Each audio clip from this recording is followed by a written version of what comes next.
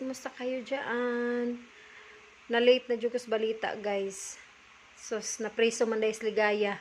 Kaya nguna kong prank, dili man dahil prank. Kaya nag-live man si Sarah at saka si Madam. Yung pala, totoo. Diyos ko, guys. Panaghana, history ni ligaya daig pagpangawat, ginoo ko. Sa iyang friend daw sa una, yung si Sarah, nangawat na daw siya. Tapos sa iyang mga kauban sa balay, gikawatan po niya. Ang worst karon si Madam yang gikawatan. Unya dili ra kay usa kay gayon. Daghan nga times.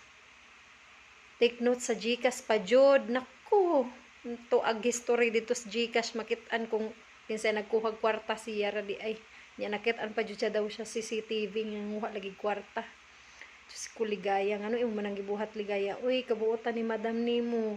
Pero mira yung taong kaniyang pasayloon. Bisag unsa imong buhaton. Nya, daghan pa dyan kuno kag giutangan. Tapos si Madam ang tagabayad. Maningil tos balay. Diyos ko, tanawa tagsara ka makakita og taong ngayong anak kabuotan. Nga, muhatag nimo tanan. Gipasikat pa kaniya. Gipatuloy kas balay nga. Way hasol. Gipakitaan kag maayong pamuot, tapos ganyan ang imong gibuhat. Sayang ang opportunity nga gihatag ni Madam sa imuha. Tagsaray taong nga anak kabulahan ni gaya niya imong gisayangan. Daghan nga tawo nga gustong musikat sa social media. Daghang taong magpasikat kung unsay buhaton para lang musikat. Tapos ikaw instant na ana dihay ning tabang nimo nga musikat ka. Tapos ingana imong gibuhat. Diyos ko, nakakasad.